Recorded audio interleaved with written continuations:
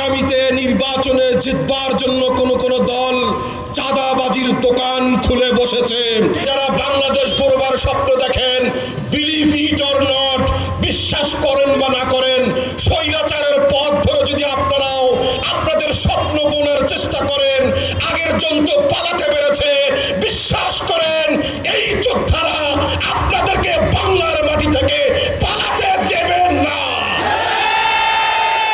আমরা 25-এর এই change of generation আমরা দীপ্ত কণ্ঠে দাঁড়িয়ে চ্যালেঞ্জ নিয়ে দায়িত্ব নিয়ে বলতে চাই, আগামীর বাংলাদেশ গড়বার জন্য যারাই দায়িত্ব নিতে চান, বাংলাদেশ গড়বার জন্য যারা জনগণের কাছে যেতে চান, বাংলাদেশের জনগণকে যারা স্বপ্ন দেখাতে চান, বাংলাদেশকে নিজেরা আগামীতে রাষ্ট্র গঠন করবার জন্য জনগণের ভোট ভিক্ষা চান, তাদেরকে বিগত দিনের সকল রাজনীতির ধ্যান ধারণা থেকে বাদ দিয়ে আসতে হবে।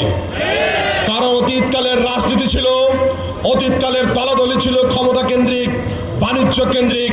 যারা মন্ত্রী এমপি নির্বাচন করেছে তারা বাংলাদেশের রাজনীতিকে তারা ওয়ান কাইন্ড অফ ইনভেস্টমেন্ট বিজনেসে পরিণত করেছে। আমরা 25-এর এই অভ্যুত্থানের মুক্তিযোদ্ধারা বাংলাদেশের এই চেঞ্জ জেনারেশন বাংলাদেশের রাজনীতিকে আর কোনো ব্যবসায়িক ক্ষেত্র আমরা পরিণত হতে দেব না। লক্ষ্মীপুরের মানুষ আপনারা সচেতন, আপনারা যার যার জায়গা থেকে চৌকন্না থাকবেন। 24-এর পর বাংলাদেশের মানুষ যেভাবে স্বস্তির নিঃশ্বাস ফেলতে শুরু করেছিল, কিন্তু দুঃখ এবং হৃদয় কষ্ট নিয়ে বলি এই স্বস্তির নিঃশ্বাস বেশি দিন আমরা ফেলতে পারেন নাই।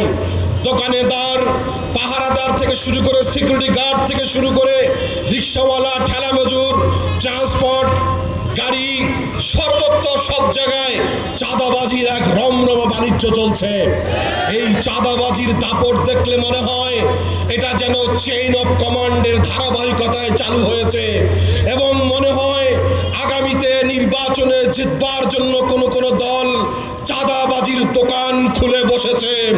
আজ লক্ষ্মীপুরের সকল সচেতন যুবকদেরকে নিয়ে দীপ্ত কণ্ঠে আওয়াজ দিতে চাই, আগামী নির্বাচনের আগে সকল চাঁদাবাজির দোকান আমরা তছনছ করে দেব ইনশাআল্লাহ। বাংলাদেশে যদি রাজনীতি করতে হয় চাঁদাবাজির পথ পরিহার করতে হবে। বাংলাদেশে যদি স্বপ্ন দেখতে হয় দেশ গড়ার, দুর্নীতির পথ বন্ধ করতে হবে। বাংলাদেশের ক্ষমতায় যদি যেতে হয় দেশের শীর্ষ ওলামায়ে কেরাম, দেশের গণমানুষের চিন্তা দৃষ্টিভঙ্গির বাইরে গিয়ে কোন আধিপত্যবাদ, মার্কিন সাম্রাজ্যবাদের কোন স্বপ্ন বাংলার মাটিতে আর বাস্তবায়ন হতে দেয়া হবে না। ইসলামী যুব আন্দোলন বাংলাদেশের আজকের যুব জামায়াত থেকে বাংলাদেশের সরকারকে স্পষ্ট বলতে চাই, 1টি বছর পার হতে চলেছে, জুলাই চেতনার বাস্তবায়ন হয় নাই, বরং আমরা 71 নিয়ে দেখেছি যে নোংরা রাজনীতি বাংলাদেশে ছিল। বাংলাদেশের 71-এর দাবিদার একটি দল ছিল, 71-কে তারা নিজেদের বাপ দাদার সম্পত্তি মনে করত।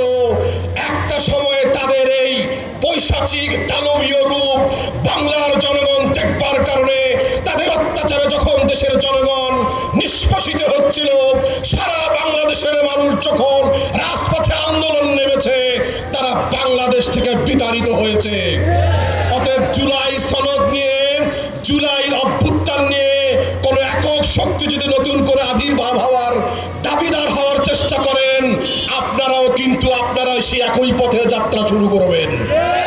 এই জুলাই অভ্যুত্থান কোন একক দলের নয়, এই জুলাই অভ্যুত্থান বাংলার খেটে খাওয়া প্রতিটি মানুষের।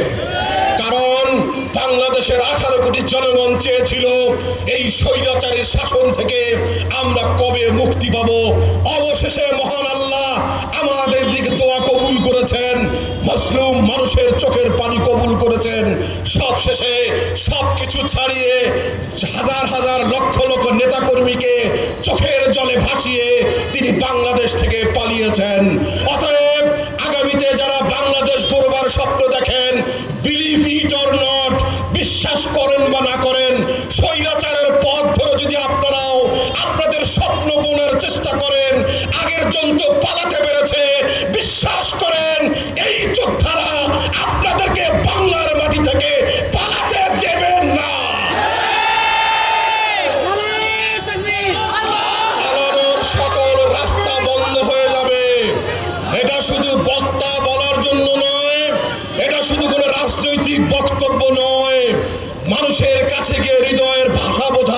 করুন। পীর সাহেব চরমনাই ইসলামী আন্দোলন বাংলাদেশের আমির, সারা বাংলাদেশ বছরের প্রায় ৩০০ দিন মানুষের কাছে কাছে গিয়ে মানুষের হৃদয়ের ভাষা বোঝার চেষ্টা করেন। এদেশের গরিব মেহনতি শ্রমজীবী মানুষের পালস বোঝার চেষ্টা করেন, যার ফলশ্রুতিতে পীর সাহেব চরমনাই ঘোষণা করেছেন বাংলাদেশে যদি সুষ্ঠু, গ্রহণযোগ্য এবং সুন্দর একটি উন্নত কল্যাণ রাষ্ট্র করতে হয় তাহলে নির্বাচন হওয়া উচিত পিআর পদ্ধতি। কিন্তু পিআর পদ্ধতিতে নির্বাচনে কারো কারো মাথা ব্যথার কারণ চালু হয়েছে। আমরা গভীরভাবে পর্যবেক্ষণ করছি কোন কোন জায়গায় আমাদেরকে বাধা দেওয়া হচ্ছে। জনগণ এগুলি কিন্তু হিসাব করে করছে। যখন স্বৈরাচারী আওয়ামী লীগকে বাংলাদেশে নিষিদ্ধের আওয়াজ করা হয় তখন কোন কোন শক্তি সেটাকে বাধা দিয়েছিল। স্বৈরাচারী সেই শাসনের, স্বৈরাচারী সেই দানবের রাষ্ট্রপতি যখন বাংলাদেশ থেকে অপসারণের জন্য আন্দোলন করা হয়েছিল তখনও কোন কোন শক্তি সেটা বাধা দিয়েছে। জনগণের মতামতের ভিত্তিতে পিআর পদ্ধতিতে নির্বাচনের কথা মহতারাম পীর সাহেব চরমনাই যখন আওয়াজ তুললেন তখনও বাধা দেওয়া হচ্ছে। আমরা এগুলো গভীরভাবে পর্যবেক্ষণ করছি।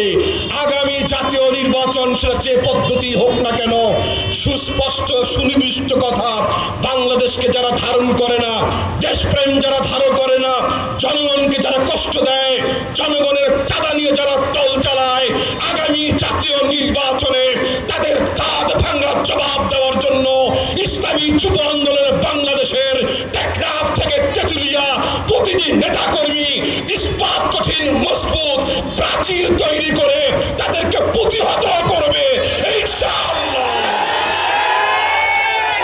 লক্ষ্মীপুর আইডিয়াল আলিম মাদ্রাসা জাগতিক ও নৈতিক ইসলামী শিক্ষার সমন্বয়ে আপনার সন্তানকে সৎ, যোগ্য, আলেমে দ্বীন ও দেশপ্রেমিক সুনাগরিক হিসেবে গড়ে তোলার অঙ্গীকার নিয়ে লক্ষ্মীপুর আইডিয়াল আলিম মাদ্রাসা আছে আপনার পাশে। এখানে প্লে থেকে আলিম পর্যন্ত সাধারণ বিভাগ, বিজ্ঞান বিভাগ, হিফজুল কোরআন ও গার্লস শাখায় ভর্তি চলছে। এখানে রয়েছে উন্নত যোগাযোগ ব্যবস্থা এবং রুচিশীল ও শিক্ষাবান্ধব পরিবেশ, আবাসিক অনাবাসিক ডে কেয়ার ব্যবস্থা। লক্ষ্মীপুর আইডিয়াল আলিম মাদ্রাসা, কোর্ট বিল্ডিং সংলগ্ন, জমুল স্টেশন, সদর, লক্ষ্মীপুর। নোয়াখালী টিভি, বৃহত্তর নোয়াখালীর প্রতিচ্ছবি।